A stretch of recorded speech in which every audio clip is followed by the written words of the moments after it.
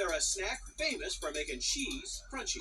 Find out how long they've been around and get an inside look at what makes them so snappy when we continue.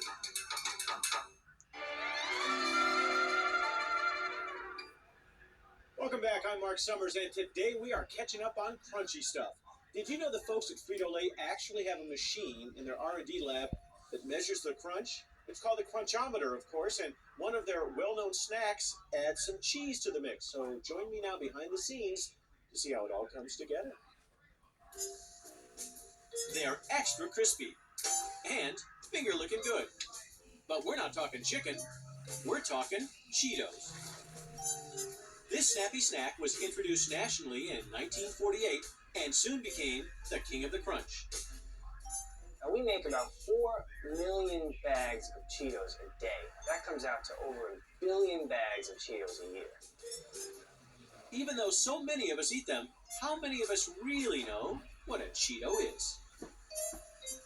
It's actually a corn puff. The crunchy variety is fried while the puffs are baked. At their factory in Frankfort, Indiana, Frito-Lay makes so many Cheetos, it stores the main ingredient, cornmeal, in silos. The Cheetos get cooking as cornmeal mixes with water, creating a batter. The batter moves through a tube to a machine called an extruder. The Cheeto extruder is so top secret, we're not allowed to show it to you, but it's what gives the Cheeto its unique shape. As the cornmeal is passing through our extruders, it builds heat as well as pressure, and that's what makes it pop into the collet shape. A collet is the technical term for an uncooked Cheeto. At this point, the collet is a pale yellow color like the corn is made from, and has the consistency of a rice cake. The collets ride a conveyor to the fryer, where they are cooked to more than 300 degrees. When we first make the Cheeto coming out of our extruders, it does not have that crunchy texture that people have come to love. It doesn't take on that crunchy texture until after it passes through our frying operation. But wait, what about the cheese? Well, to make Cheetos, we use about 12 million pounds of aged cheddar cheese a year. And that cheese is mixed with oil and some other seasonings and then applied to the Cheetos. The cheese is what gives Cheetos their distinctive bright orange color.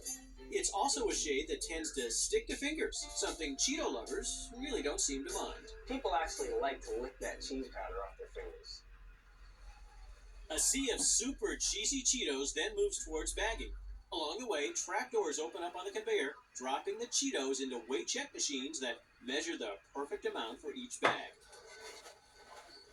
The bags themselves are wound on a spool and thread through a filling machine. Each bag is sealed at the bottom, filled from the top, and then sealed shut. An astonishing 40,000 pounds of Cheetos are made every hour. That's enough to keep Chester cheese crunchy. I'm just a cool dude in a rich mood. And here's a fun fact for you. Chester is actually related to another cool cat. What people might not know is that Chester was brought to life by the same artist who came up with the Pink Panther. It's not easy being changing